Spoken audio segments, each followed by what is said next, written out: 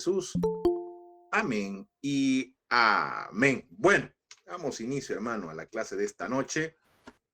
Vamos a hablar y seguimos con la materia de Doctrinas Bíblicas 2. Doctrinas Bíblicas 2, hermano, y vamos a arrancar en esta noche hablando acerca de la creación de la humanidad. La creación de la humanidad. Y váyase, por favor, en su material hasta la página número 2. Página número 2 en su material. Ahí vamos a poder encontrar lo que es el punto 2.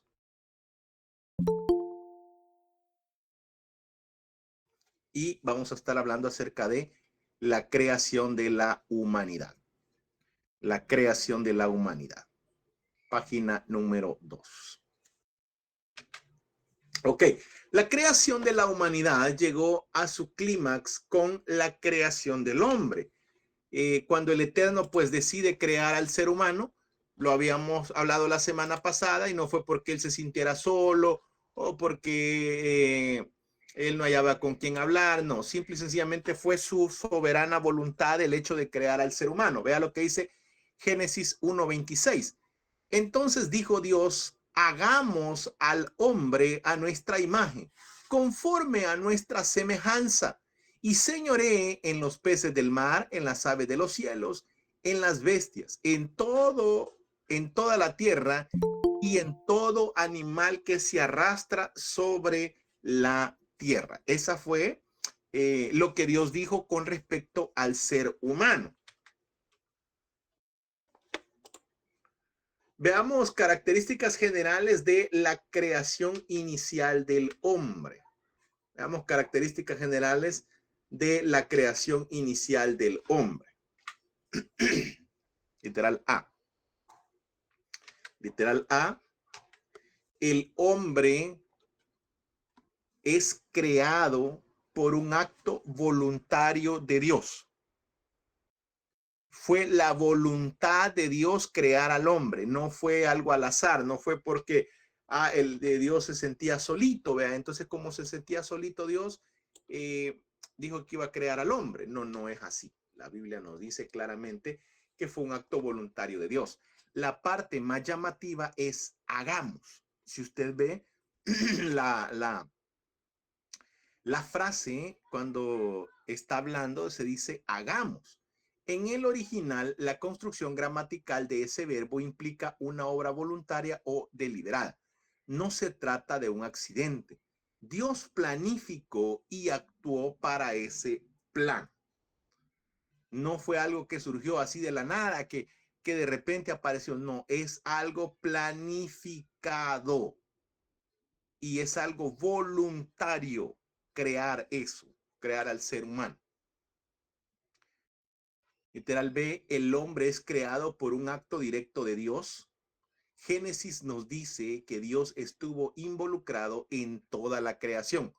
Sobre todo, la participación de Dios es enfatizada en la creación del hombre. No fue al azar, no fue por una evolución, sino que fue directamente por creación de Dios, como aparece el ser humano. Dios creó al hombre a su imagen y a su semejanza. Eso lo dice la palabra de Dios, Génesis 2:7. Génesis capítulo 2, versículo 7. Se lo voy a leer. Dice la palabra de Dios: entonces Jehová Dios formó al hombre del polvo de la tierra y sopló en su nariz aliento de vida, y fue el hombre un ser viviente.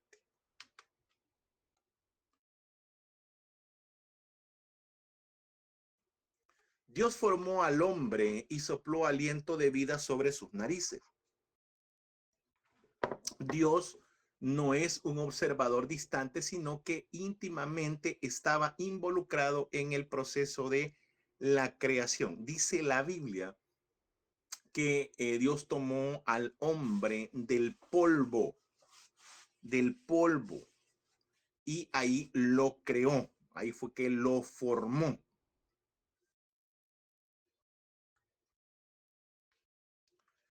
Literal C, el hombre fue creado como un acto exclusivo de Dios. Ojo con esto, estamos en la página número 2, hermano. Todo lo que le estoy mencionando, usted lo tiene ahí en su material. Todo lo que le he mencionado hasta ahorita, ahí está en su material. Decía, el hombre fue creado como un acto exclusivo de Dios. Algunos dicen que cuando Dios dice hagamos, le está hablando a los ángeles. Esto es improbable, pues no se mencionan los ángeles en el contexto. Además, el hombre no fue hecho a imagen de ángeles. Por otro lado, la Biblia dice que la creación es un acto exclusivo de Dios.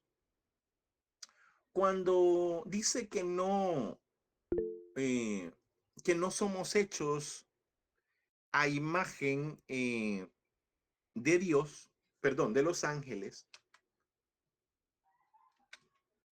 y ahí es donde surge aquella controversia, ¿verdad? Donde dice, es que mire, los ángeles no se casan ni se dan en casamiento y un montón de cosas, ¿verdad? Entonces, de tener cuidado con esos versículos. Recuérdense que la Biblia es un todo y ya lo vamos a ver más adelante. Porque Génesis capítulo 1 dice creó y en el capítulo 2, 7 dice formó. Es simple y sencillamente palabras, hermano. Simple y sencillamente palabritas, ya lo vamos a ver, ya las vamos a estudiar detenidamente a qué se refiere cada una de ellas. Ok. Bueno. El hombre, hermano, el hombre es un ser creado por Dios directamente. No hay otra forma, no hay otro argumento válido para nosotros, los creyentes. Recuérdense que para nosotros la autoridad máxima es la Biblia y no es que no vamos a pensar, ¿cómo no? Claro que sí. Pero algo que nosotros debemos de ver también que la misma ciencia prueba la existencia del hombre. Ya la vamos a ver más adelante. Okay. Son términos, hermano, usualitos, las palabras ahí en Génesis 1:27 ocupa la palabra creó, es la palabra bara, que significa crear así de la nada. Y en el capítulo 2 habla acerca de formó. El libro comportó sí, muy interesante, hermano. Muy, pero muy interesante. Les suplico que los pueda leer, que lo pueda ver. Les decía la vez pasada, tomemos como base el hecho, la parte científica del libro. La parte científica del libro. Sabemos que fue distribuido por los Testigos de Jehová, que es una secta, pero lo que es la parte científica es muy, pero muy interesante, hermano. Si usted lo puede leer, se lo recomiendo. Ok. Cualquier explicación que ignora o niega o minimiza la actividad creativa de Dios debería ser rechazada por nosotros. Cuando digo esto, hermano, no es que, vuelvo y repito, no es que no vamos a razonar y pensar, pero si nosotros queremos convencer a un ateo, va a ser difícil porque ya no es una persona que no quiere entender, sino que ya es un necio. Yo ya le he dicho, yo antes me gustaba mucho debatir con ateos, me gustaba mucho hablar con esas personas, pero son personas necias, hermano, que por más que usted le ponga la evidencia enfrente, no lo van a querer creer. Entonces, sí aceptan ellos que le tomen sus argumentos como válidos, vea la idea de ellos, pero cuando usted quiere poner la Biblia como base, no se la quieren tomar. Entonces, realmente no, ellos no quieren un aprendizaje, sino que simplemente una necedad. Entonces, yo le digo, a manera personal, no tengo el tiempo para estar peleando con un necio, no tengo el tiempo para estar peleando con alguien que no quiere entender. Y muchas veces caemos en el fanatismo religioso, decir, pero es que mire, usted no sabe si Dios lo va a convertir y que háblele. No, hermano, yo no me complico la vida. Yo no me complico la vida y se lo repito, no tengo tiempo para estar peleando con un ateo, con una persona que no quiere entender, que no quiere razonar. Y simple y sencillamente, pues, yo ahí dejo al necio con su necedad. Ok, seguimos. El 2.2. Ya estamos en la página número 3 en su material. 2.2. 2.2 en su material. Estamos en la página número 3. Vamos a hablar acerca de la descripción detallada de la creación inicial del hombre. De la creación inicial del hombre. Vamos a ver cómo Dios crea al hombre. Génesis capítulo 2 comienza con una descripción del hombre y hace alusión al propósito de para qué fue creado el hombre. La tierra se presentaba como algo incompleto en los versículos 2 y 3, pues se necesitaba quien la trabajase. Estamos capítulo 2. La frase clave está en el verso 5. No había quien labrase la tierra. Este verso expresa una necesidad. Vemos en esto cierto paralelismo con Génesis 1:2. En ambos casos se describe un estado de necesidad donde se requiere un orden. Si usted se va conmigo al capítulo 2, versículos 2 y 3, vea lo que dice la palabra de Dios. Génesis 2, capítulos 2 y 3. Acabó Dios el día séptimo la obra que hizo y reposó el día séptimo de toda la obra que hizo.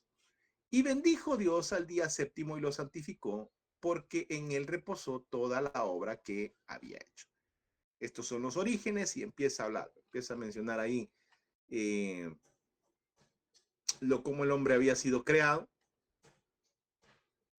cómo había sido formado y cómo la tierra estaba diseñada de manera perfecta para que el ser humano pudiese vivir ahí. Vea lo que dice el versículo 5. Y toda planta del campo antes que fuese en la tierra, y toda hierba del campo antes que naciese, porque Jehová Dios aún no había hecho llover sobre la tierra, ni había hombre para que labrase la tierra. Algo que yo quiero que le quede claro. El autor de Génesis, ojo con esto, el autor de Génesis no fue no fue alguien presencial. Él no estuvo viendo los eventos. Él no fue alguien, no fue un testigo presencial de lo que sucedió. Él se vale de los escritos y de las tradiciones orales que existían, y lo que él hace es una recapitulación de la información que ya se tenía.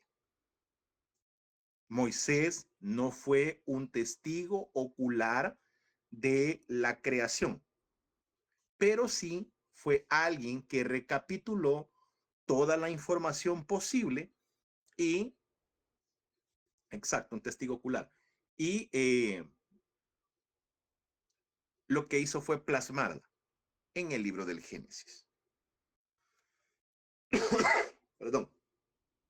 Tal vez no como testigo ocular, pero sí él relata. Entonces, Moisés ocupaba esas dos partes, tanto el hecho de narrar como que estuviera en el momento, pero también ocupa la parte de ya más adelante. Decía él, por ejemplo, la tierra estaba desordenada porque no había quien la labrase. Todavía en ese entonces el hombre no había existido. Todavía en ese entonces el hombre no había sido creado. No sé si me voy a entender lo que le quiero decir de la forma en que escribía Moisés. Ok, seguimos. Sigamos. Veamos la creación de la mujer. Bueno, primero veamos la creación del hombre. La Biblia es clara y nos dice que del polvo de la tierra formó al hombre. Lo formó y le dio aliento de vida. Vámonos a la palabra, hermano. Vámonos a la palabra. Capítulo 2, versículo 7. Entonces Jehová Dios formó al hombre del polvo de la tierra y sopló en su nariz aliento de vida. Y fue el hombre un ser viviente.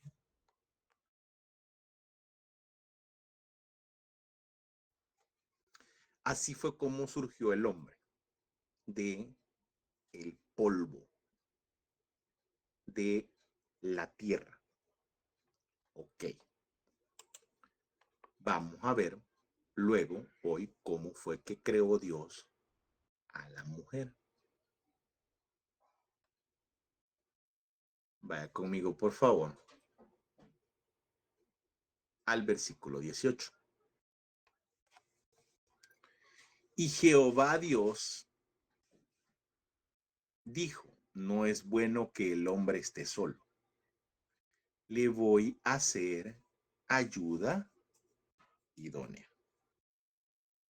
Le voy a hacer ayuda que lo complemente. Algo que sea perfecto para él. Idóneo es que casa correctamente. Idóneo es que funciona correctamente. Idóneo es algo que no necesita estar forzado. Idóneo es algo que entra fácilmente. Todos esos son sinónimos de idóneo. Entonces, cuando Dios crea a la mujer, Él dice, le voy a hacer ayuda idónea. Es decir, le voy a poner algo que va a ser de bendición para él. Okay. Sigamos. Entonces, versículo 21. Entonces Jehová Dios hizo caer sueño profundo sobre Adán. Y mientras éste dormía, tomó una de sus costillas y cerró la carne en su lugar. Y de la costilla que Jehová Dios tomó del hombre, hizo una mujer y la trajo al hombre. Dijo entonces Adán, esto es ahora hueso de mis huesos y es carne de mi carne. Esta será llamada Isha o varona, porque del Ish o del varón fue tomada. Todavía no le habían puesto por nombre Eva. Ok. Y luego da Dios la orden, ¿verdad? Por tanto, dejará el hombre a su padre y a su madre y se unirá a su mujer y serán una sola carne. Ese es el diseño de Dios. Buena pregunta. ¿Cómo supo Adán eso? No sé. No sé. No sé. No sé cómo habrá pasado. Definitivamente el Espíritu Santo tuvo que guiar a estos hombres para explicar cómo fue que la mujer apareció. No dice, Adán estaba dormido y no fue como que, hey, ve, aquí tengo una gran cicatriz, ve, aquí fue que me sacaron una costilla para que apareciera la Eva. ¿De dónde sacan que hubo otra mujer? Buena pregunta. Lo que pasa es que entre Génesis capítulo 1 y Génesis capítulo 2 cree que son dos narraciones totalmente distintas y no es cierto, sino de que no conocen, o mejor dicho, no hablan del aspecto hebraico, el aspecto hebraico a la hora de escribir. Cuando un hebreo normalmente escribe, siempre escribe primero el panorama general y luego va con el panorama específico. Lo puedo decir yo, por ejemplo. ¿Cómo puedo decir yo el panorama general? Bueno, en esta noche estamos los alumnos del Seminario Bíblico Esdras. Ese es el panorama general. Luego me voy al panorama específico. Y los alumnos del Seminario Esdras que están conectados en esta noche son, y empiezo a mencionarlos, Purisa Cachamba, Utualito, la hermana Evelyn, el pastor Abraham, el hermano Sebas, el hermano Jorge Canizales, la hermana yo, ahí estoy dando yo, ya específico. Primero dije ya los alumnos, y estoy hablando en general de todo, pero luego empiezo a mencionarlos. Entonces, exactamente pasó lo mismo con Adán y Eva. Dice capítulo 1, y creó Dios al hombre y a su mujer, punto. Luego, en el capítulo 2, habla de cómo fue la creación de cada uno de ellos, pero eso es un hebraísmo, ellos ya sabían y trabajaban de esa forma. En el caso de Lilith, que es la mujer que dicen ellos, ¿verdad? Que apareció, eso es una leyenda, leyenda. Así como apareció la ciguanaba por ahí, que apareció el cipitillo y que el cadejo y que el padre sin cabeza y todas las leyendas que existen acá. Así fue como surgió también una leyenda dentro de los hebreos que había una mujer llamada Lilith, que fue la primera mujer que le dio Dios a Adán, pero, y se lo voy a decir tal cual como ocurrió, como ellos dicen que ocurrió, que esta mujer no quiso someterse, que esta mujer no quiso someterse a Adán y que cuando iban a tener relaciones sexuales, ella no quería estar debajo de Adán, sino que ella quería estar porque ella quería el poder, ella no quería sublevarse. Entonces, así fue como empezó el pleito, la discordia y esa mujer se fue y Satanás pues la tomó y la hizo ahí como horrible, como mencionan por ahí. Entonces, eso es una leyenda, hermano, no tiene nada que ver, no tiene ni amparo bíblico ni por dónde agarrarla, hermano. Así de que lo vamos a dejar así prácticamente. Cuando a mí me menciona Lilith, yo le digo, mire, eso no tiene base bíblica, cambiamos el tema. No hay forma de comprobarlo. Ok, bueno, seguimos.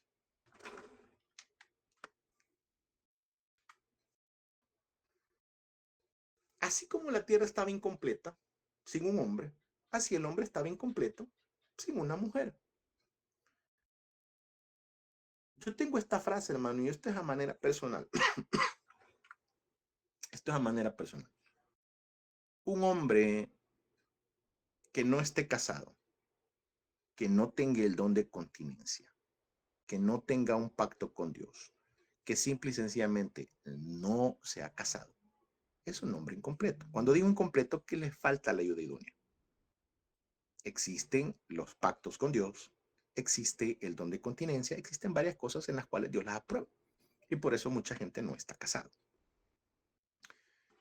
También la Biblia dice que el que encuentra esposa, encuentra la benevolencia de Jehová, encuentra el favor de Jehová.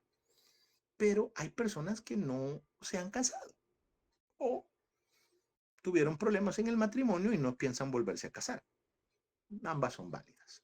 Por lo menos en mi caso, su servidor no está casado, no, no está en mis planes casarme, por lo menos a corto plazo, no está en mis planes, no es para mí una prioridad, no es algo que yo deseo por el momento. Pastor, ¿lo va a dejar el tren? Que se vaya las veces que quiera. No estoy en mis planes, ni estoy desesperado por casarme. Así de sencillo. Tranquilo, hermano. Pastor, lo va a dar el tren. Dios le bendiga, hermano. Que le vaya muy bien al tren y que se vaya donde él quiera. No para todos es el matrimonio. Mire, yo le digo, cuando a mí me han hablado, perdón que me tengo un ratito en esto, personas desesperadas que se quieren casar, que se quieren casar.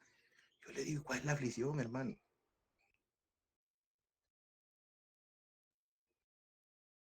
O sea, ¿por qué nos queremos casar? Ah, es que para tener una mujer, no, usted lo que quiere es sirvienta. Yo fui la que no quiso subir al tren. Amén. ¿Qué es lo que queremos?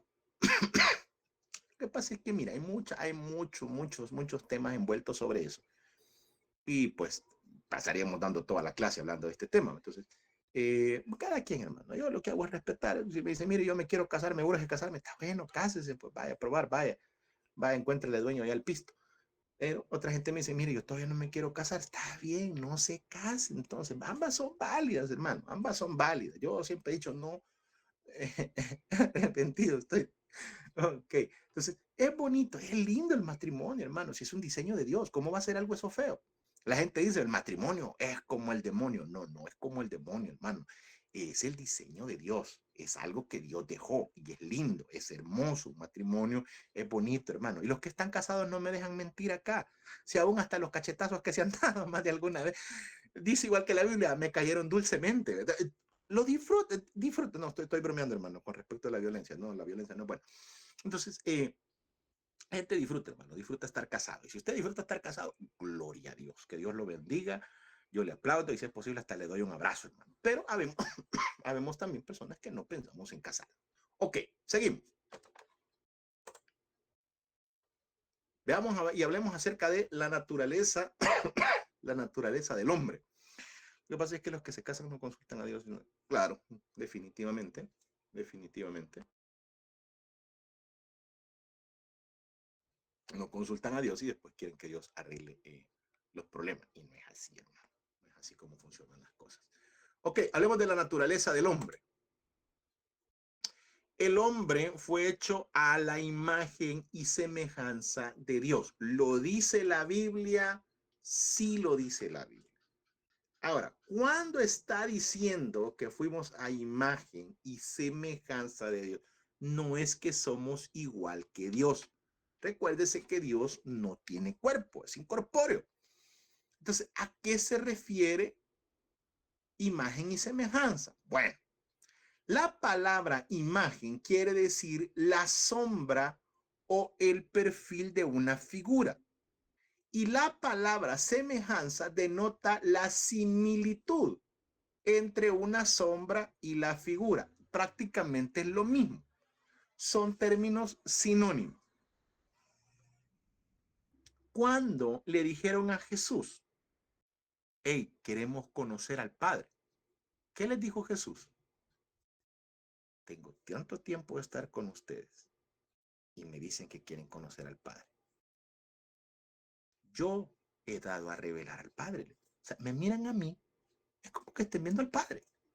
Entonces, ojo con esto, como para Dios no hay tiempo, cuando nos hace imagen y semejanza parecidos a una sombra. Si usted ve la sombra, cuando usted refleja la sombra por el sol, no es usted. Ha visto que usted la sombra la ve más grande, más chiquita, más gordita, más delgadita, depende de dónde esté pegando el sol.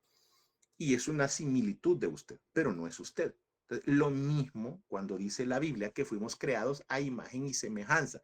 Nos parecemos a, somos una sombra de, parecemos la figura ¿de quién? De Cristo, hermano, de Cristo. Porque Cristo es la manifestación de Dios encarnado.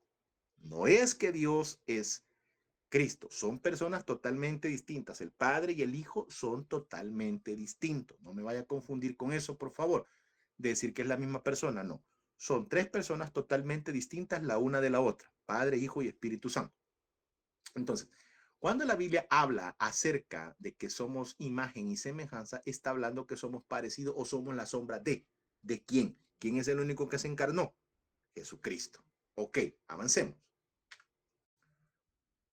Veamos la imagen y semejanza de Dios. La imagen de Dios no denota una semejanza física, porque Dios es espíritu. ¿Se acuerda que le dijimos? Juan 4:24. Dios es espíritu, no tiene cuerpo, no tiene miembros físicos. El hombre, no obstante, los posee. Nosotros tenemos manos, tenemos cuerpo, tenemos corazón, tenemos pulmones, tenemos de todo. Por lo tanto, llegamos a la conclusión que la imagen de Dios no tiene nada que ver con la constitución física del hombre. La imagen de Dios denota una semejanza natural, es decir, la personalidad. ¿En qué podemos decir que nosotros nos parecemos a Dios? Mire, pero usted acaba de estar diciendo que somos semejantes. Sí, le decía, pero no iguales. Somos parecidos. Va. Usted ve que todos los que estamos aquí en esta noche, todos somos seres humanos. Tenemos algunos rasgos en común. Todos tenemos dos ojos, todos tenemos dos oídos, todos tenemos una nariz, una boca, tenemos dientes parecidos. Pero no somos idénticos. A eso mismo se refiere. Cuando dice que tenemos semejanza con Dios, es con respecto a la personalidad. Personalidad no es un humano, no está hablando de la parte humana, está hablando de las cualidades, está hablando de la parte inanimada, de la parte inmaterial, que es lo que vamos a ver ahorita. Ok, la personalidad, el hombre posee todas las cualidades incluidas en la personalidad. ¿Cuáles son estas cualidades? Ojo con esto, ojo con este dato. Mire, hay atributos que le pertenecen a Dios. Hay atributos que le pertenecen a Dios. Y hay atributos que nosotros los tenemos en menor porcentaje. Ojo, la página número 3 tienen que copiar el literal A, que es lo que está en morado, y el literal B, que ya se lo voy a poner ahí nuevamente. Literal A, estamos en la página número 3. Perdón que no se los dije, hermano, pero necesito que estén en la clase y vayan copiando.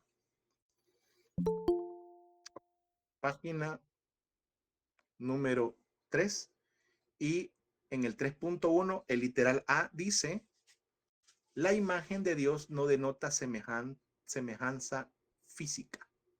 Copie eso, por favor. ¿Por qué? Por lo que acabamos de estar leyendo. Dios es espíritu, no tiene cuerpo ni miembros físicos. El hombre, no obstante, los posee. Por lo tanto, llegamos a la conclusión que la imagen de Dios no tiene nada que ver con la constitución física del hombre, sino que vamos a ver los atributos. Vamos a ver las cosas que Dios tiene que nosotros también tenemos. Vámonos al literal B. Vámonos al literal B. Literal B. La imagen de Dios denota una semejanza natural. Es decir, la personalidad. Copie eso, por favor, en el literal B. Ahí en su material.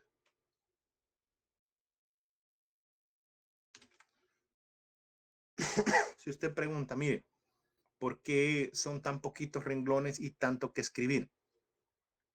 Si yo me pongo, hermano, a ponerle los renglones que usted necesita para escribir, lo que le voy a producir a usted es un gasto más grande, porque es una impresión más.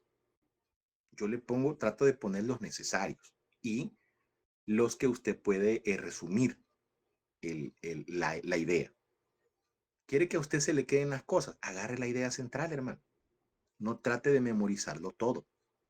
Ese es un error. Eso es un error de aprendizaje. Y eso se ve en métodos investigativos y en métodos de enseñanza. No memorizar todo, sino que agarrar la idea central y ya con eso usted se deja ir. Y ya es más fácil el aprendizaje. Ok. Veamos entonces cómo es la imagen de Dios en el aspecto de la personalidad. Ok, dijimos, la personalidad, el hombre posee todas las cualidades incluidas en la personalidad. ¿Cuáles son estas cualidades? Ok, vamos a la primera. Vamos a la primera. Y la primera es intelecto. Intelecto. Esto lo voy a ir llenando en la página número 3, hermano. ¿Cuáles son estas cualidades? Ahí en el primer apartado. Intelecto. Esta facultad, el intelecto, es la facultad de saber, de aprender y de razonar. Cosa que nos hace diferentes a los animales. Somos del reino animal, mas no somos animales. Somos seres humanos. Nosotros tenemos intelecto. Y el intelecto nos hace saber, nos hace aprender y nos hace razonar. Hay cosas que los animales hacen por instinto. Por instinto. Usted ve que en los circos, ¿verdad? Pero es que mire, los animales están amaestrados y todo. No, lo que pasa es que ellos trabajan en base a una recompensa o en base a un castigo. Usted no ha visto, si por ejemplo, si un oso no hace bien su show en el circo, lo puyan, le meten electricidad, lo castigan. Entonces están trabajando en la parte conductual. Con respecto al ser humano, no. Nosotros sí razonamos y pensamos. Nosotros analizamos. Nosotros sabemos.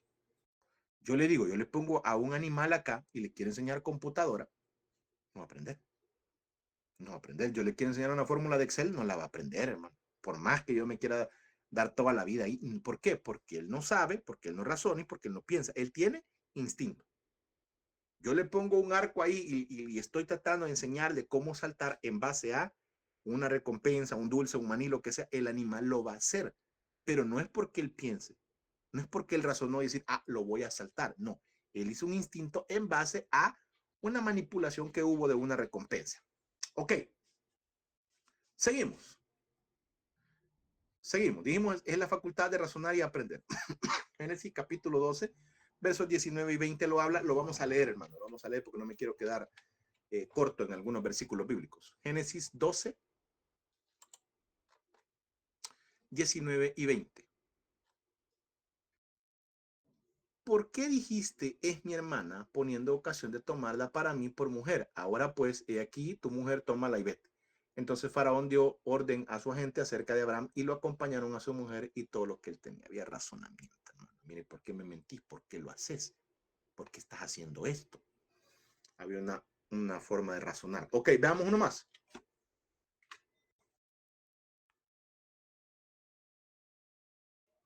Nosotros, aparte de tener intelecto, tenemos emociones. Recuérdese, somos seres emocionales. Somos seres emocionales, hermano.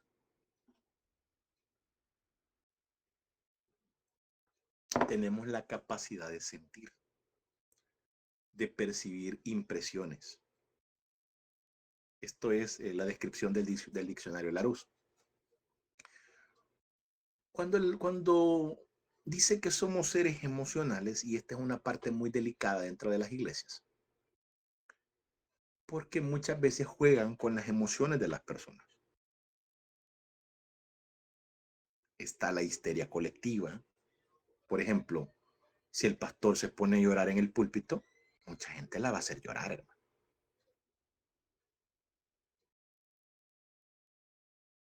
Es manipulación. O se llama manipulación. Mire, yo hace años escuché a un pastor. Era la Semana Santa. Y el tipo era psicólogo. Y empezó a manipular a la gente. Puso un video de la Pasión de Cristo y empezó a ver, ay, mírenlo en la cruz y cómo sufrió. Y el hombre empezó a llorar. Al ratito todo el mundo estaba llorando. Pero eso se llama histeria colectiva.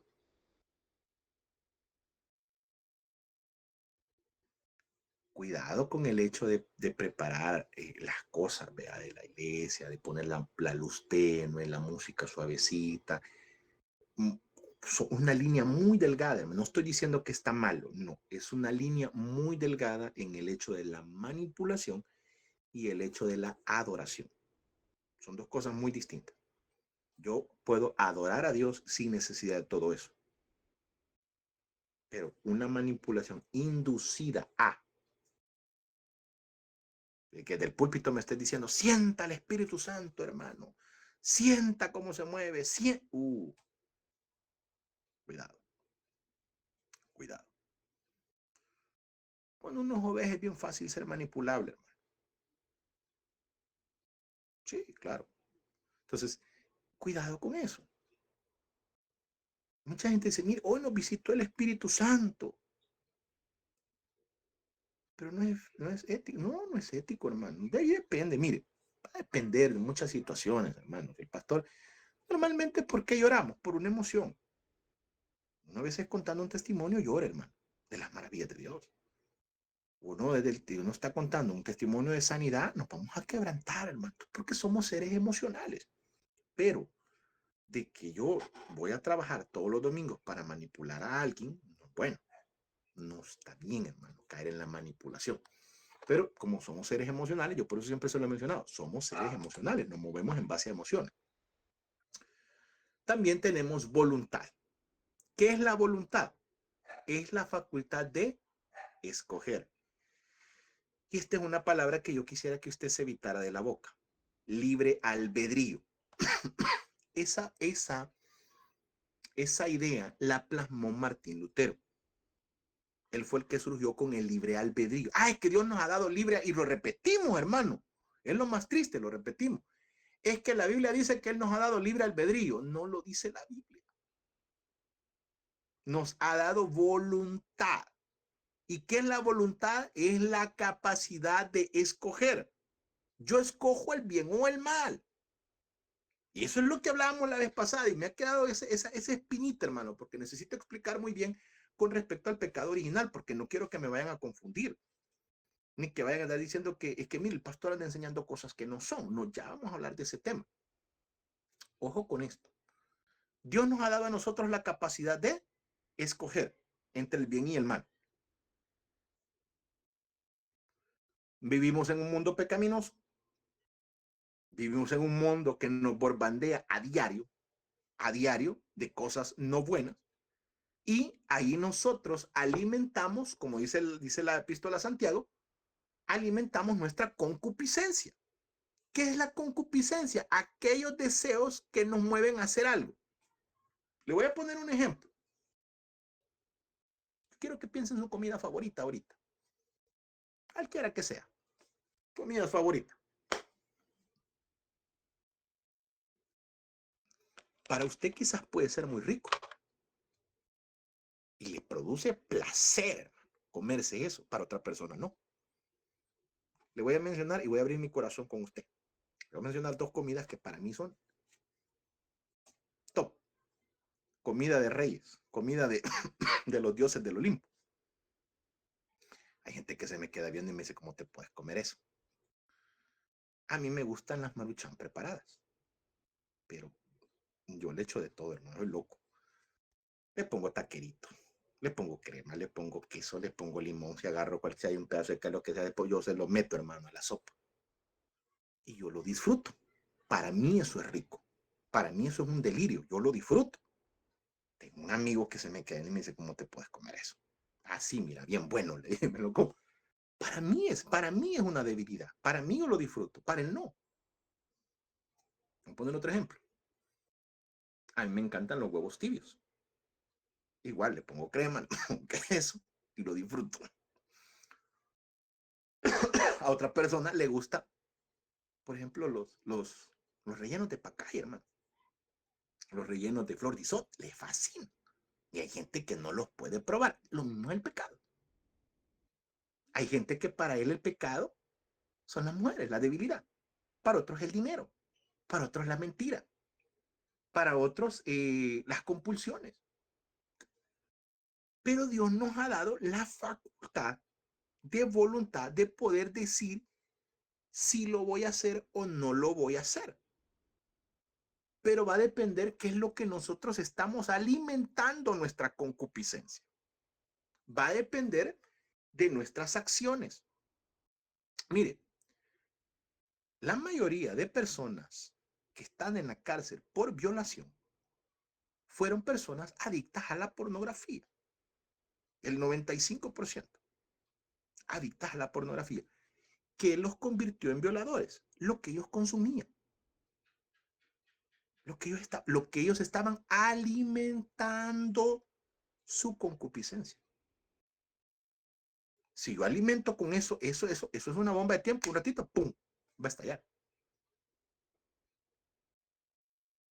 Fíjense que hay cosas, por ejemplo, cómo se puede manipular un grupo, cómo se puede el hecho de ver la voluntad de la persona. Yo le decía a un grupo, esto lo hacemos en grupos y luego en el colegio, para enseñarles cómo se puede manipular una persona. Le digo, cierre los ojos, abra la boca, saque la lengua, imagínese que tiene un limón en su mano, exprímalo al ratito la gente está babeando, hermano.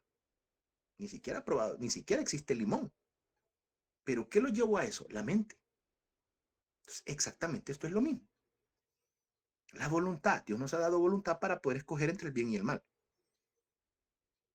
Dios no nos hizo pecaminosos, hermano.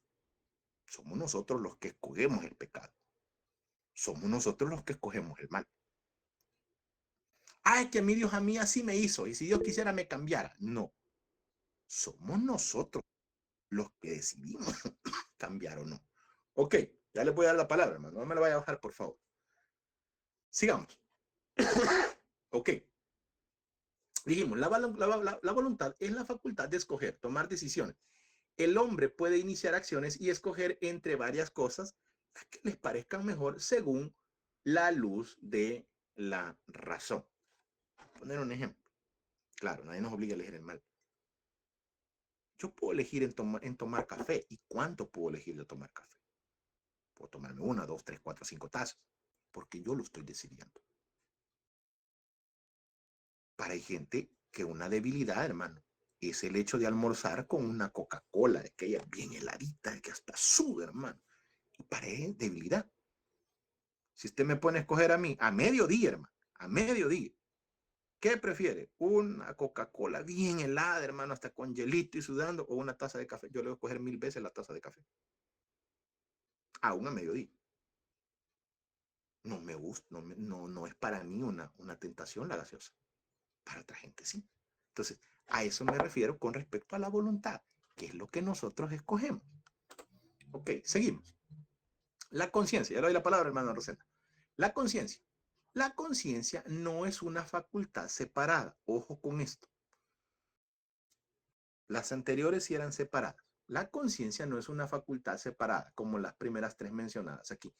La conciencia obra en conjunto con las otras 3 facultades, juzgando ciertos actos o condiciones respecto a nuestro carácter moral, lo que nos han enseñado, lo que es bueno y lo que es malo, declarando su decisión a la mente. Luego, la conciencia actúa en forma impulsiva, insistiendo en una conclusión. El resultado es un sentimiento que dice, ¿debo hacer esto o no debo hacer esto? Hay algo en nosotros, hermano, ya por naturaleza.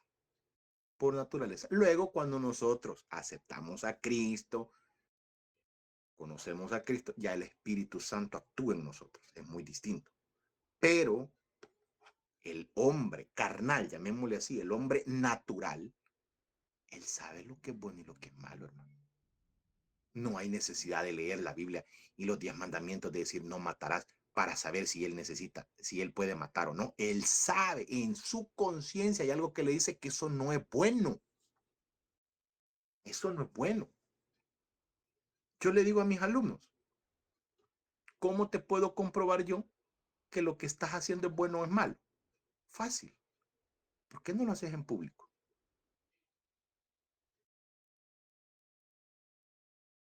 Vos mismo sabés si la relación amorosa que tenés, ese noviazgo, es bueno o es malo. Si es malo, si es bueno, ¿por qué lo haces en lo oculto? Si supuestamente es bueno. La misma conciencia nos dice, hermano. Hay palabras que nosotros decimos en casa que no las decimos afuera. ¿Por qué? Porque sabemos que no son buenas. Porque sabemos que no son buenas, hermano. No hay necesidad, no que el Espíritu Santo me lo reveló. No, hermano, si usted ya sabe lo que es bueno y lo que es malo. Usted ya no necesita, hermano. Y nosotros qué decimos, ay, pero es rico. Por ejemplo, en las comidas, hermano. Usted sabe que el colesterol y todos los triglicéridos, pero ¿qué decimos nosotros? Ah, si de algo nos vamos a morir, vea. Sabemos que no es bueno. Así somos, hermano. Así es el ser humano. Es importante observar que la conciencia es falible. ¿Qué quiere decir eso? No es infalible, que no se equivoca. La conciencia se puede equivocar. La conciencia nos puede hacer tomar una mala decisión. ¿Qué es lo que nosotros debemos de hacer? Que sea guiado por la palabra de Dios. Ver a la luz de la Biblia, hey, ¿esto me conviene o no me conviene? ¿Qué dice la Biblia? ¿Qué dice la Biblia? ¿Cómo debo de hacerlo? ¿Cómo tengo que tomar? ¿Cómo tengo que educar? ¿Cómo me debo de comportar? Sí, nadie se va al infierno porque no sabe. Si él sabe, hermano. Puede llegar a las conclusiones erróneas. Además, nos puede engañar. Los dictados de la conciencia nunca deben ser sustituidos por la palabra de Dios y por el ministerio del Espíritu Santo. ¿Qué le digo yo siempre a usted? Pregúntele a Dios. Pregúntele a Dios. ¿Qué siento un sentir? Pregúntele a Dios. Mire, pastor, fíjese que me han invitado, no sé si ir o no ir. Pregúntele a Dios. Pastor, no sé si tomar esta decisión o no. Pregúntele a Dios. Yo no le digo qué dice su corazón, porque engañoso es el corazón. Yo le digo, pregúntele a Dios y Él le va a responder. Él le va a decir. Él se lo va a revelar. ¿De qué forma? Eso sí, no sé. Porque Dios tiene diferentes formas de revelación. Pero de que se lo va a decir, se lo va a decir, hermano. Hermana Rosenda, le escuchamos. Dios le bendiga, pastor. Sí, ahí yo digo, según lo que yo había investigado, que el albedrío es solo como un término, ¿verdad? Porque en la palabra no aparece, pero nosotros lo ocupamos así como el arrebatamiento, hablando de la venida del Señor, ¿verdad? Como el arrebatamiento, así también como ese término del libre albedrío. Pero sí es la voluntad que cada uno de nosotros tenemos gracias al Señor, pero solo como un término. Solo eso le quería decir. Y en la otra es cuando usted mencionó donde dijo que que Dios crea al hombre, y donde usted mencionó que dice que, poniendo el ejemplo de Moisés, cuando dijo que estaba desordenada y vacía, es porque todavía no existía el hombre. Por eso es que Sí, él lo correcto. dijo. Sí, Correcto. Existía el hombre. pues, vale. Gracias. Amén. Ok, perfecto. Excelente. Gracias, gracias, hermana Rosenda. Y sí, es un término, pero el problema es que la gente lo hace doctrina. Y lo manejan y lo dicen. La Biblia dice libre albedrío. No, no es cierto. Eso no existe. No existe, hermano. Existe la voluntad. Dios nos ha dado voluntad y la Biblia sí lo menciona. Cuando Moisés estuvo en los montes, ¿qué les dijo? Dios les ha dado la capacidad de escoger entre el bien y el mal. Ustedes deciden. Ustedes deciden. Ay, es que el diablo viera cómo me atan. No, usted decide, hermano. Sí o no. Usted y yo decidimos, hermano. Si pecar o no pecar. Ah, pero sí que todos somos pecadores y que nadie es santo. Sí, eso ya lo sabemos, hermano. Pero no por eso vamos a caer en el ser pecador. Y este punto es bien lindo, fíjese. Ya no, por eso cuando llegamos a la doctrina del pecado, a la doctrina de la marteología, y la soteriología, la salvación, es ahí donde están esos choques. ¿Por qué mucha gente, hermano, quiere creer que la salvación no se pierde? Por su estilo de vida. Porque les conviene más creer que la salvación no se pierde. ¿Por qué? Porque mi estilo de vida me deja entrever que sí, sí o sí no. Si yo le dijera a usted en esta noche, hermano, la salvación se pierde, ¿en qué le afectaría a usted? Nada. Nada. Pero cuando usted ve que la gente de repente, ¿en qué anda metido? Mira, a mí cuando la gente se me acerca y me dice, mira, la salvación se pierde, sí, está bueno, pierde. ¿A mí qué me afecta? Nada. Nada. ¿Cuál es el problema? Ahora, bíblicamente sabemos que no, hermano. Bíblicamente sabemos que no. Pero muchas veces la gente se aferra a eso, pero por el estilo de vida. Pero no me quiero meter en eso ahorita, porque si no, no salimos de ahí. Avancemos. Avancemos. Ya le doy la palabra, hermano Juancito. Avancemos. Vamos a hablar acerca de los resultados de ser hechos a la imagen y de Dios. Número 1, o literal A, la comunión, perdón, la comunión con Dios. La comunión con Dios. La comunión con Dios. Pongan ahí literal A, la comunión con Dios. Esos fueron los resultados de ser hechos a la imagen de Dios. Adán y Eva gozaron de la divina presencia y la comunión íntima con Dios. Son los únicos seres humanos que han disfrutado esa comunión. De ahí nadie, hermano. Nadie. De ahí nadie. Dios les instruyó personalmente respecto a sus deberes y las prohibiciones en el huerto del Edén. Él les dijo, miren, de todos los árboles pueden comer, pero del árbol, del fruto, del árbol, de la ciencia del bien y el mal, de ese no van a poder comer. Fue Dios el que les dio las instrucciones. Había una relación muy estrecha entre ellos, tal cual como ningún ser humano la ha tenido. Ellos escucharon la voz de Dios. Cuando Adán y Eva pecaron y Dios se les presentó en el huerto para hablarles, ellos se escondieron de él porque el pecado siempre impide la comunión del hombre con Dios. Génesis 3:8 dice, ¿verdad?, que Dios lo buscó y le dijo, ¿dónde estás tú? Y él le dijo, es que oí tu voz y tuve miedo y me escondí. El pecado nos acusa, hermano. Si no, vea, ¿cuál es la decisión que la gente toma con respecto a las iglesias cuando están pecando? No ir. Y ese es un error. Y la misma iglesia lo enseña. Si usted está en pecado, hermano, váyase hasta atrás. Si usted está en pecado, no puede servir. Si usted está en pecado, no puede tomar la Santa Cena. Si usted lo está alejando más. Cuando Dios buscó al hombre.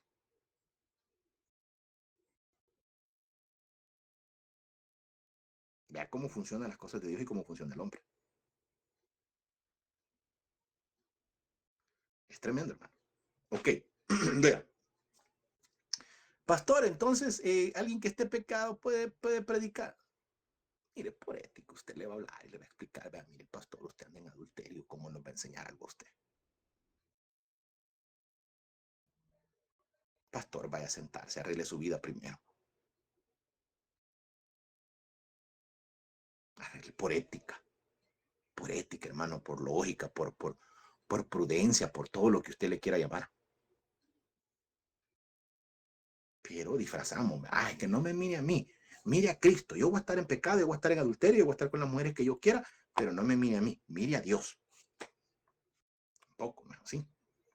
No, sí. Así que tiene que hacer esa persona, bueno, sentarse, arreglar su vida, ordénela. Porque si decimos amar a Dios, tenemos que tener una vida ordenada, hermano. Tenemos que tratar de hacer las cosas agradables a Dios.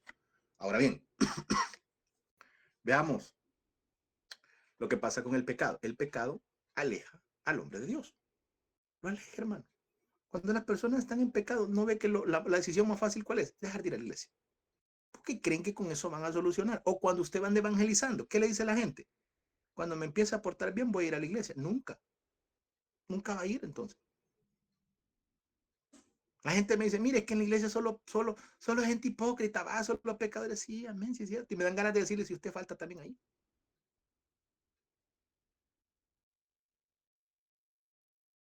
Veamos qué más. Otro de los resultados de ser hechos a la imagen de Dios nos dio el dominio sobre los animales. Dios puso al hombre sobre todo animal desde el huerto. Génesis 1:26, ahí lo dice, y vas a señorear sobre los animales. Y todos llegaron a él. Él les dio nombre a todos. Esto demuestra la inteligencia del hombre. Lo que les decía la clase pasada. Si es que Dios no hizo al hombre es sin inteligencia. Eso es mentira que el hombre no hablaba, hermano, que el hombre andaba unga, unga. Mentira. El hombre sabía si le puso nombre a todos los animales. Dios lo dotó, lo creó con inteligencia. Dios creó a Adán con inteligencia, hermano. Le dio sabiduría, le puso el nombre a todos los animales. No fue Dios el que le puso el nombre, fue Adán. Adán le puso, te va a llamar elefante, te va a llamar aquí, le decía, vení animal, vení, no le hacía caso, burro, vení. Ahí él le puso los nombres a todos. Ok, sigamos. Veamos las creencias respecto a cómo el hombre llegó a ser un ser viviente.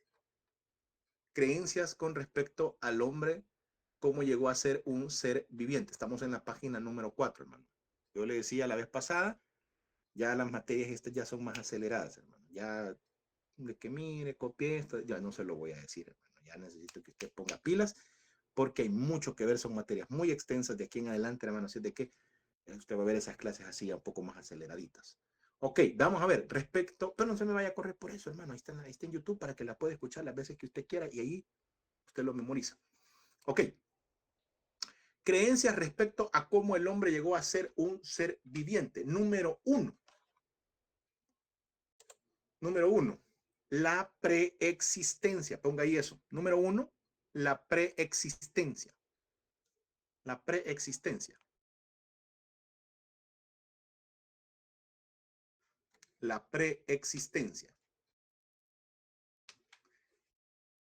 Este concepto dice que en el principio Dios creó a todas las almas, las cuales fueron encarceladas en cuerpos físicos como castigo. Escuche esto.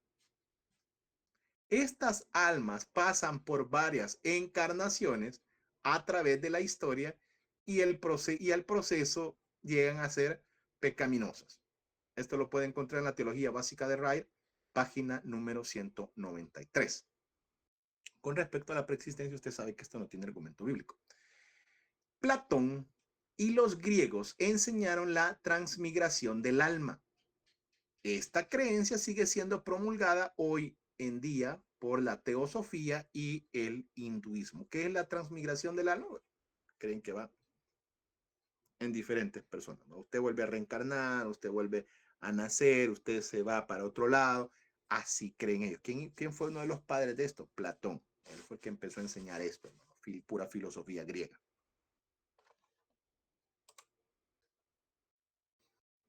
Con respecto a esto, ojo con esto. Con respecto a la preexistencia, número uno, literal A, ahí está en su material. No hay base bíblica para apoyar este concepto. En ninguna parte la Biblia menciona de la migración del alma. En ninguna parte la Biblia habla de la reencarnación, no lo menciona. Por el contrario, vamos a ver más adelante. Literal B. La reencarnación del alma contradice toda enseñanza bíblica respecto a la vida eterna o la condenación eterna de cada persona nacida en este mundo. Si yo creo en la reencarnación, entonces yo no creo en el castigo eterno.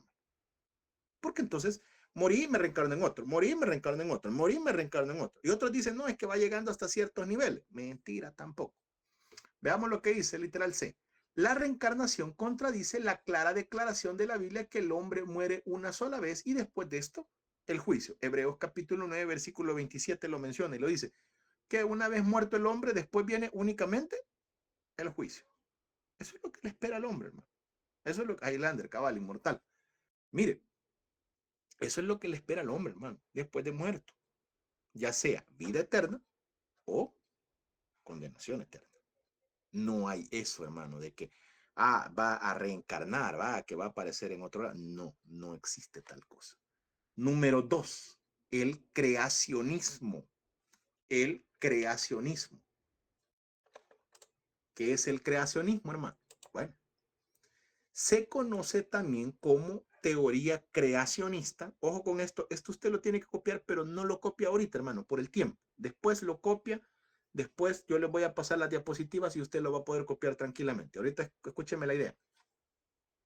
El creacionismo se conoce también como la teoría creacionista y sostiene que el universo ha sido creado a partir de un acto voluntario de Dios.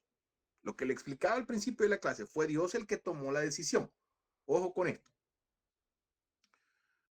Esta creencia es aceptada por distintas religiones. Nosotros creemos en eso, hermano, que el universo existe por voluntad de Dios.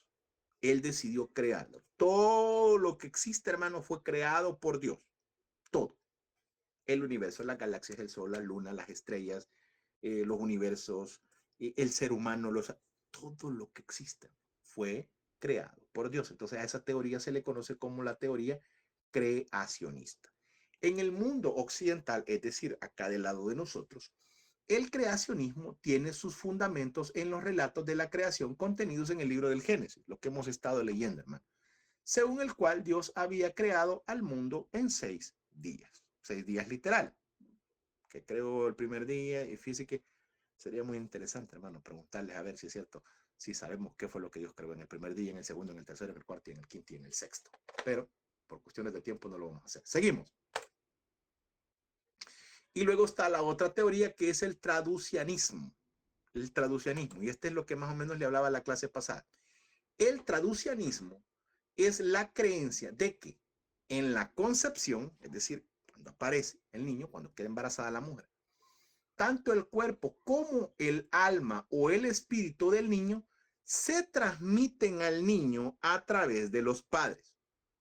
En otras palabras, el niño hereda tanto los aspectos materiales como los inmateriales de su ser por parte de los padres biológicos. ¿Qué creen ellos? Que, que el ser humano recibe del padre tanto el cuerpo como el espíritu y el alma. La Biblia dice que el espíritu es el aliento de vida que Dios pone sobre nosotros. La Biblia no nos da mucho detalle con respecto a esto. Son misterios que la Biblia mantiene. No hay un versículo que hable tan claro, que nos diga tal cual así es. Pero nosotros sabemos y entendemos que nuestro cuerpo está compuesto por 3 partes: alma, cuerpo y espíritu. La Biblia menciona que cuando el hombre muere, el espíritu regresa a Dios, que es el hálito de vida, que es lo que nos hace que nosotros respiremos, que hace que nosotros vivamos. Media vez nosotros perdemos el hálito de vida, media vez nosotros perdemos ese espíritu, dejamos de existir, porque existe únicamente la carne. Pero esto, sin el espíritu de Dios, no vive. Y ese espíritu que está en nosotros es el que nos hace comunicarnos con él. Ese es el que el ser humano, hay algo que a él le dice que existe un ser superior, porque es esa parte espiritual que está dentro de nosotros. Luego está el alma, que es la base de las emociones, que es la parte inmortal, que es la parte que no muere. Y luego está el cuerpo, hermano, que es esto que está acá. Que usted sabe que el día que usted muera, lo van a ir a poner en un cementerio, lo van a poner en una caja y ese cuerpo se va a descomponer, hermano. Se lo van a comer los gusanos. Cuando Cristo venga, el cuerpo nuevamente no se queda aquí. ¿Por qué? Porque Dios en su misericordia no va a dejar que nada de nosotros sea destruido, sino que lo saca de acá para recibir un cuerpo glorificado. Pero esas son las tres partes en las cuales se divide el ser humano, hermano, que ya la vamos a ver más adelante un poquito más amplio. Pero el traducianismo enseña eso, hermano, de que el hombre recibe del papá tanto el cuerpo, o sea, por el espermatozoide que se crea el ser humano, pero también cree que recibe el alma y el espíritu. El traducianismo es la parte que mencionaba yo la vez pasada, que decía que el alumno de teología, de que si el niño, me estoy hablando de un niño inconsciente, le estoy hablando de un niño pequeñito, de un niño 1 o 2 años, si el niño moría y los papás no eran cristianos, el niño se iba al infierno. Pero decía que si el niño moría y los papás eran cristianos, el niño se iba al cielo. Esa era la doctrina. Así lo enseñaban, así se lo habían enseñado a él en su iglesia. Le dije yo, pero eso no tiene base bíblica. Porque entonces la salvación se hereda. Y la salvación no puede ser heredada. No puede ser que porque mi papá es salvo, yo soy salvo. No.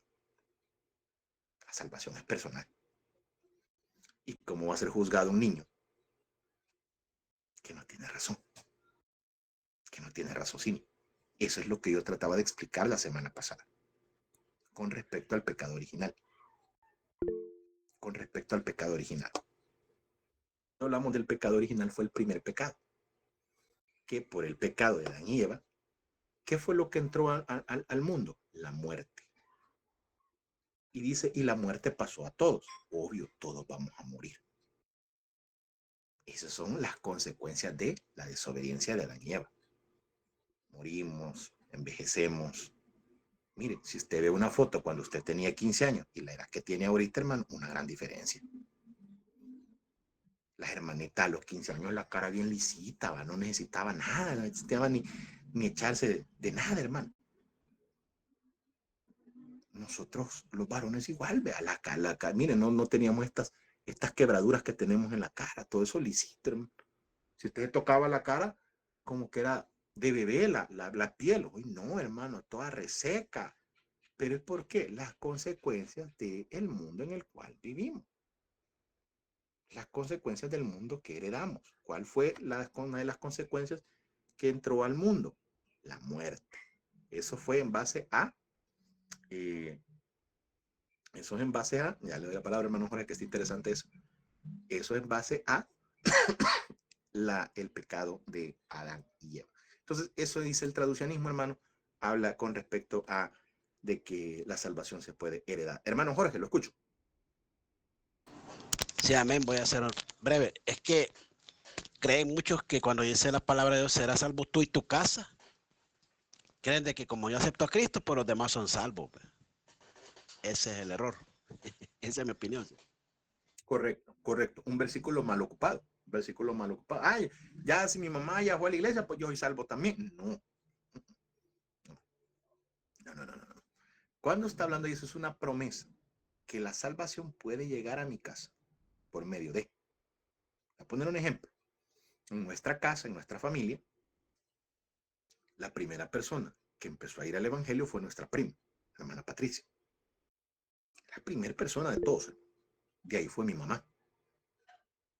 Después de mi mami fui yo. Y de ahí se fueron adhiriendo los demás. A eso se refiere. Que el evangelio puede llegar a tu casa. Va a salvar a aquellos que creen. Ok. Vamos a ver, hermano Luna, vi que había levantado la mano, le escuchamos. Buenas noches, profesor. Solo agregar un poquito a eso, ¿verdad? Nosotros estamos viendo eso en la clase de hechos, ¿verdad?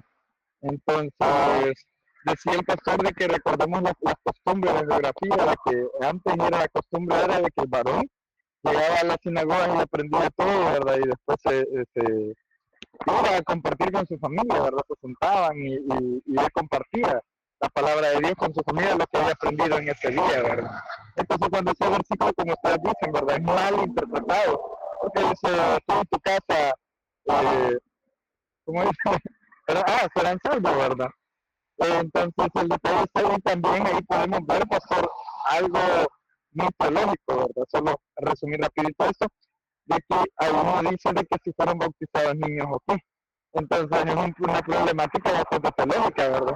Porque nosotros quizás muchos bautistas o los que creemos mucho en esta teología, digamos, de que no bautizamos infantes, no bautizan infantes, ahí hay una problemática en ese aspecto, ¿verdad? Así que solamente eso, compartir eso, de que este artículo está muy mal dicho porque eso era para aquel tiempo, pero en ese aspecto, de que el varón llevaba, pues, el padre de familia y llevaba a toda la familia la palabra de Dios, lo que había aprendido en la sinagoga o en el lugar donde estaban. Eso es lo que yo he aprendido. Amén. Excelente, gracias, hermano Luna, y es correcto. La salvación llegaba cuando decía, serás salvo tú y tu casa, porque el único que tenía acceso a la sinagoga era el hombre. Acuérdense que las mujeres no entraban. Las mujeres no entraban, los niños estaban, únicamente estaban aprendiendo con el paidón. Entonces, ojo con eso. Sí, cabal, la mujer es santificada, otros versículos que...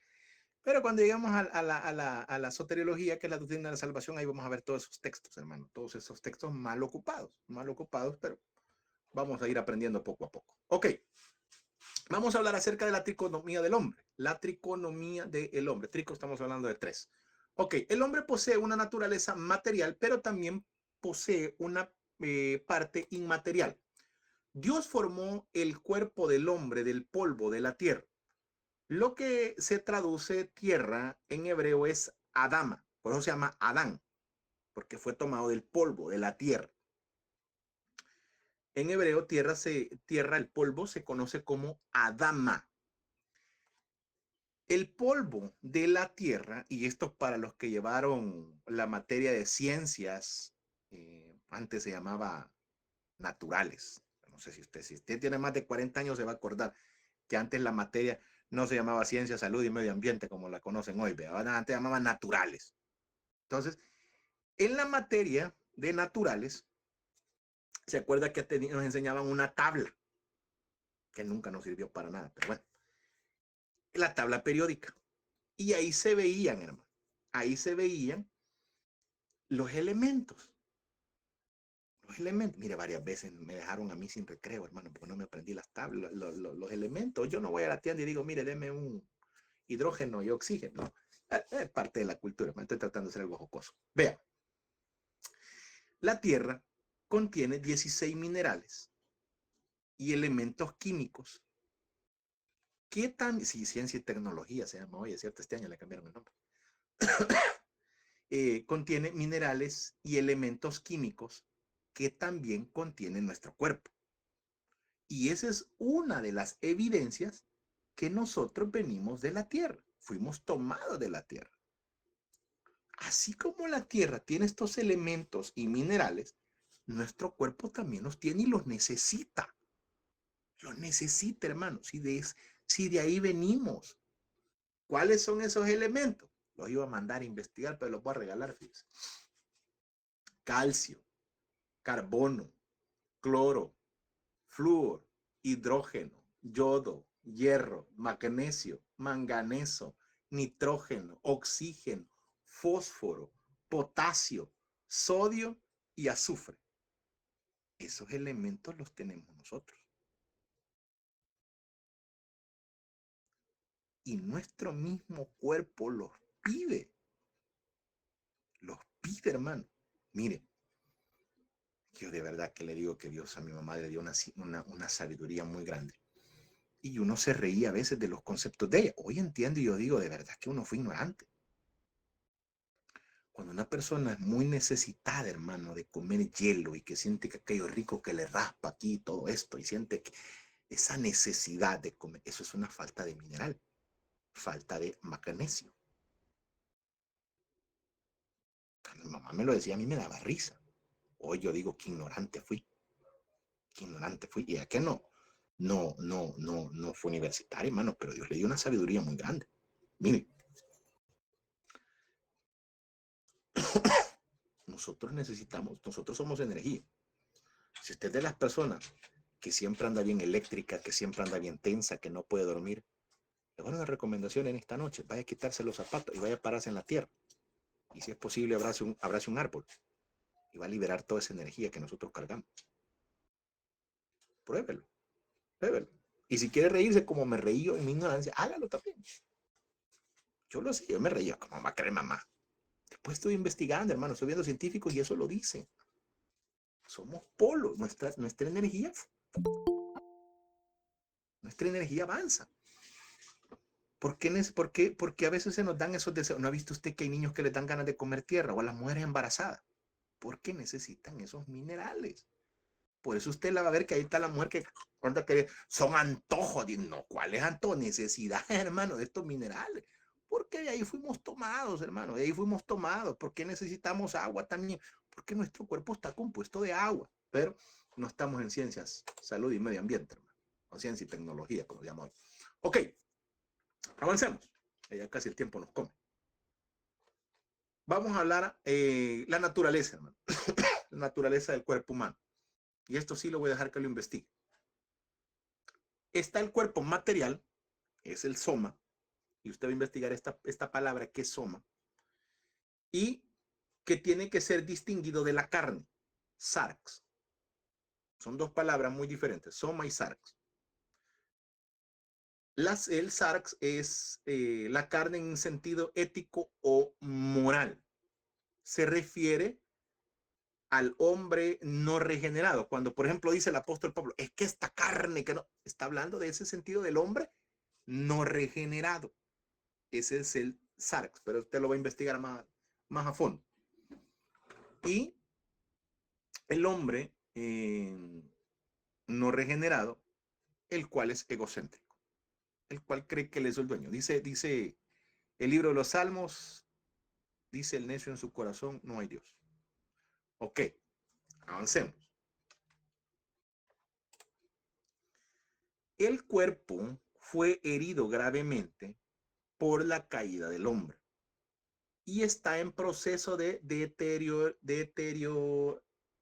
deterioración que poco a poco nos lleva a la muerte. Nosotros vivimos en un mundo en el cual reina ¿quién? La muerte. Por el pecado de Adán dice que entró la muerte para todo el mundo. Para todo el mundo. Esa es una consecuencia del pecado de ellos. De las cosas que ellos hicieron. Cayó el hombre y la muerte reinó. Nosotros nos vamos deteriorando día con día, hermano. Yo tenía un tío que me decía, ¿y quién va para joven? Me decía. Porque a mí me gustaba molestar, le decía, mira viejo, le decía. Y él me decía, ¿y quién va para joven? Hermano, todos los días que usted vive es un día menos. Es un día menos. Hace una semana estábamos recibiendo esta clase. Quiere decir que hoy tenemos una semana menos de vida. Y todo el tiempo que va pasando, hermano, el reloj, que usted lo va viendo así,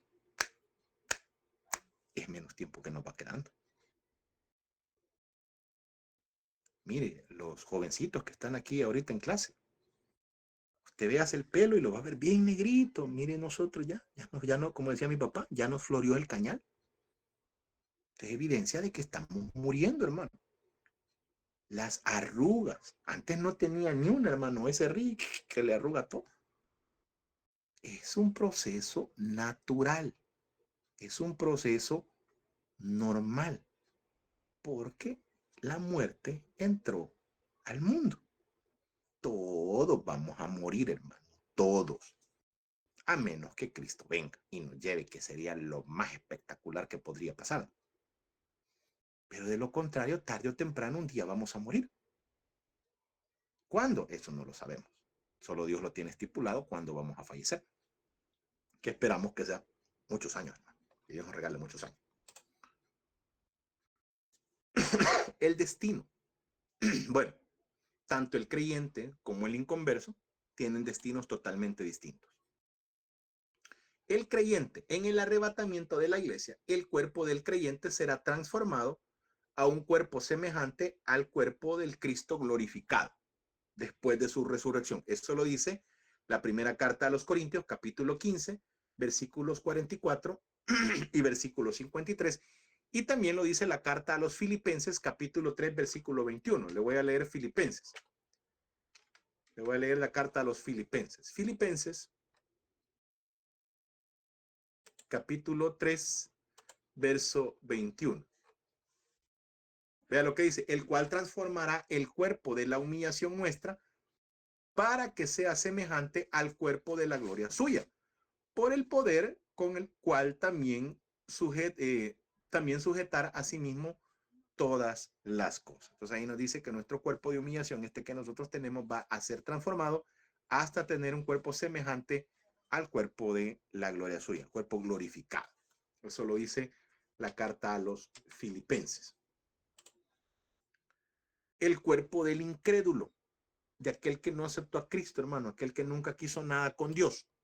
Bueno, en el último juicio, que es el juicio del gran trono blanco, el cuerpo del incrédulo va a ser resucitado junto a su alma y su espíritu para ser juzgado y lanzado al lago de fuego.